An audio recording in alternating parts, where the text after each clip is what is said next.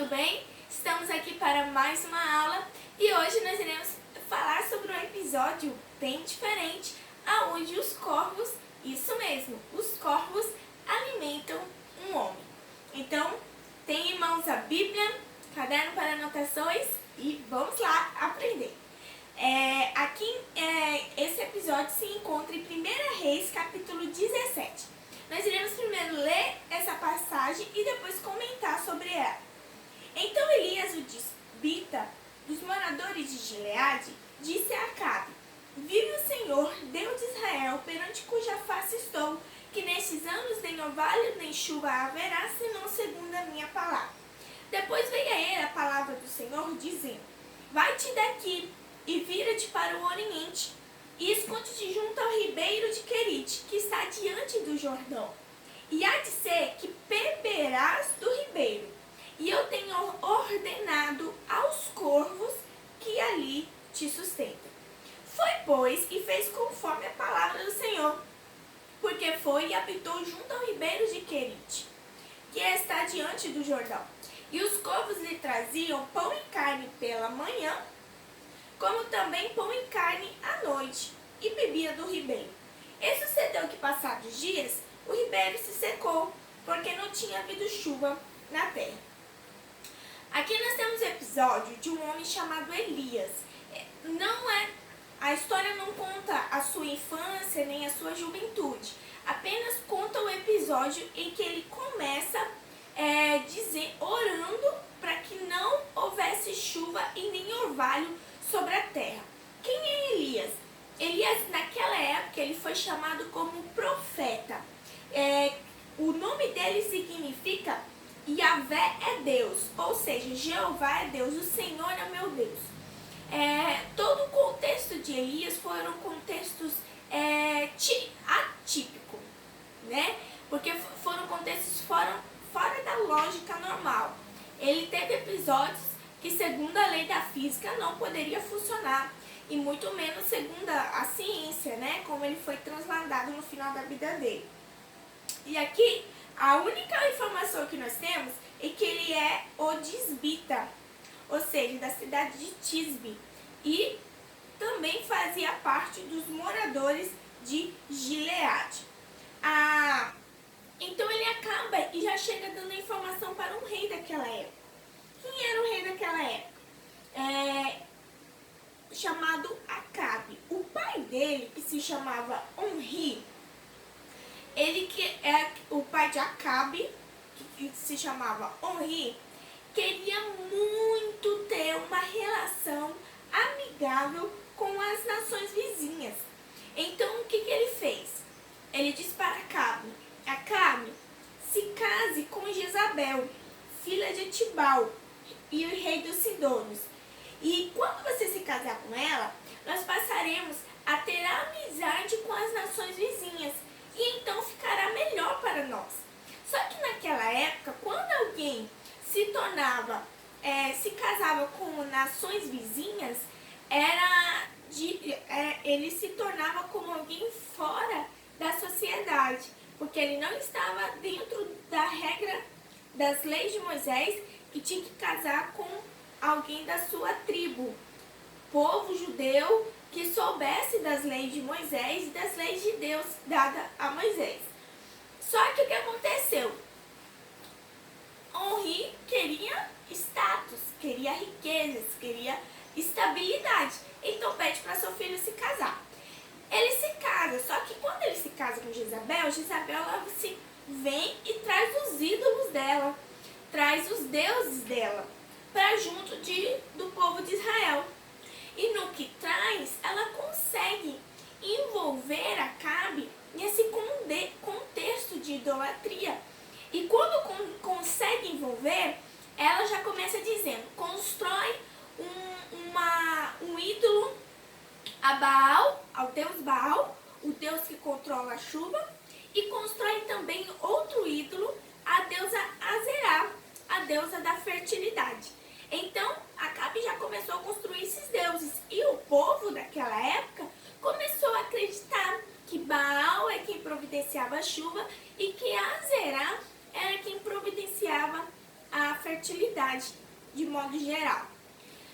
O que aconteceu com o povo de Israel daquela época é que eles se afastaram das leis de Deus e começaram a se basear nas leis dadas por Acabe e Jezabel. Começaram a se basear pelos deuses. E ali se voltaram a tudo que a Bíblia condenava, a tudo que a lei condenava, eles começaram a praticar imoralidades, adultério, fornicações, mentira, roubo, assassinato e muitas outras coisas. E foram se afastando de Deus. O que aconteceu foi que Deus, desde o princípio, procurou ter um relacionamento com o homem, mas o homem sempre estava errando e pecando. Então Deus levanta um profeta diferente, um profeta que já através da sua oração não tem mais chuva, tanto que entre a separação de onde eles estavam e fora do terreno de onde Acabe estava, fora do terreno tinha chuva. E dentro do terreno onde Acabe estava não tinha chuva. E por 3 anos e meio ficou sem chover. Não houve chuva naquele período. E quando ele faz essa oração, agora ele também vai entrar nesse contexto de seca, nesse contexto de fome. Porque agora Deus irá testar o coração do povo de Israel, que tinha se afastado dele e se deixado levar por um casal, né?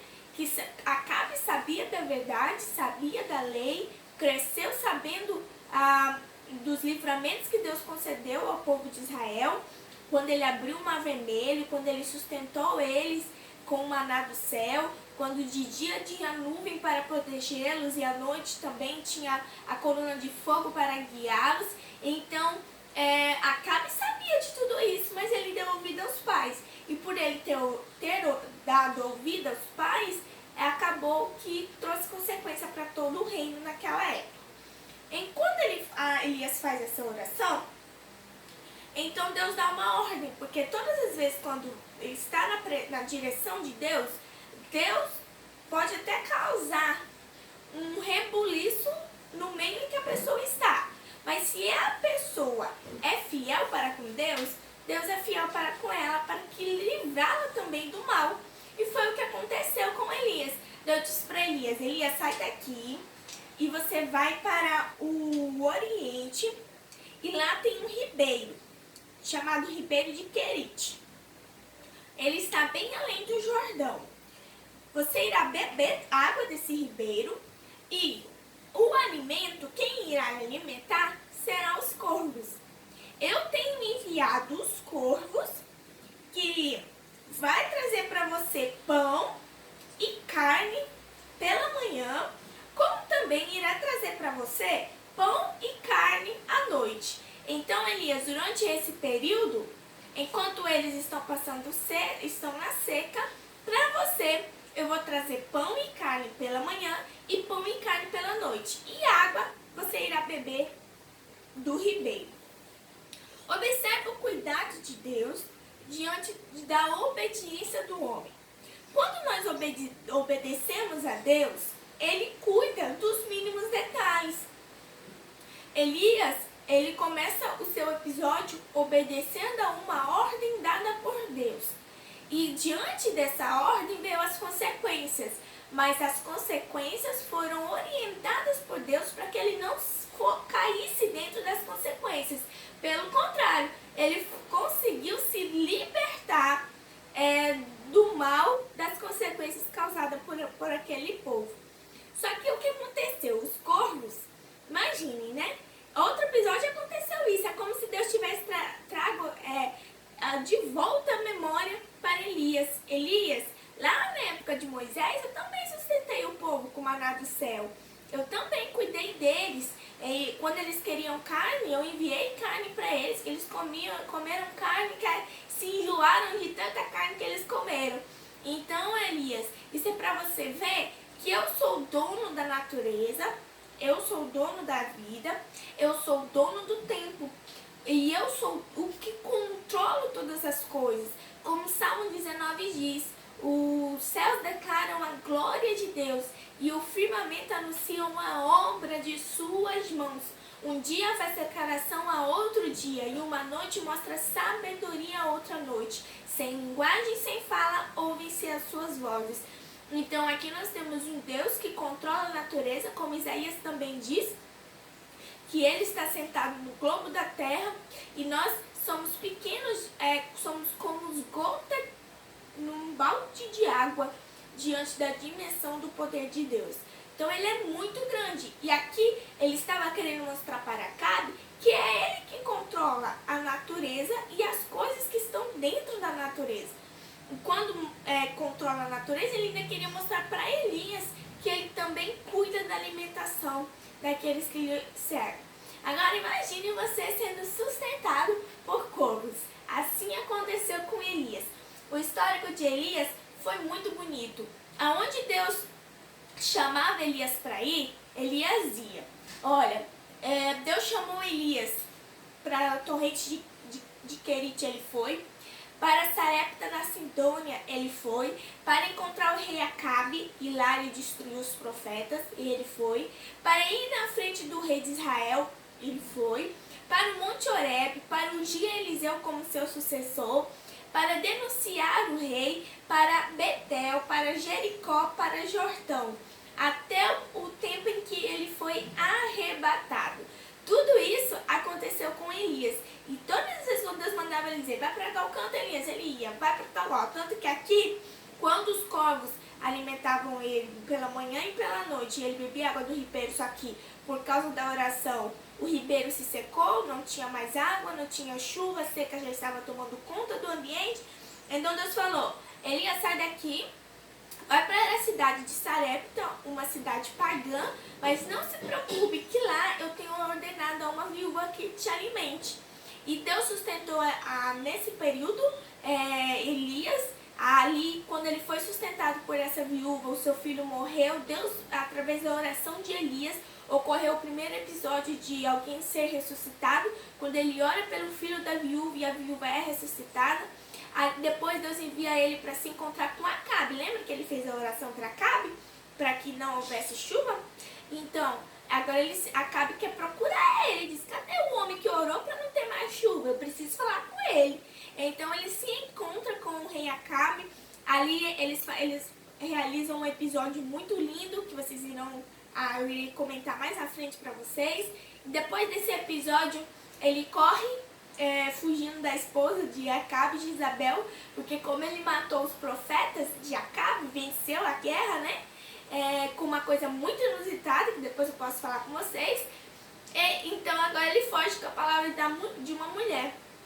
Mas então Deus o encontra e diz, olha Elias, não tem só você, tem 7.000 também que não se dobraram a Baal e nem as coisas que alimentaram. Tem 7.000 pessoas que ainda continuam sendo fiéis a mim. E depois desse episódio, o próximo episódio é quando Elias é arrebatado em 2 Reis, capítulo 1. E nós vemos aqui o cuidado de Deus. O episódio de Elias foi uma vida totalmente entregue a Deus. E por ele entregar a Deus todos os seus dias, Deus abençoou ele também todos os dias. Então a lição que a gente pode aprender é que entregamos a Deus as nossas necessidades, que Deus é capaz para resolver as nossas necessidades, como também é capaz de resolver o impossível quando nós colocamos a nossa fé em ação. Nós vemos aqui um Deus que fez o impossível acontecer por causa de um único homem que colocou a sua fé em ação. Então essa é a nossa aula de hoje. Deixei uma atividade para você na plataforma. Resolva, bons estudos, estão de parabéns quem está realizando as atividades.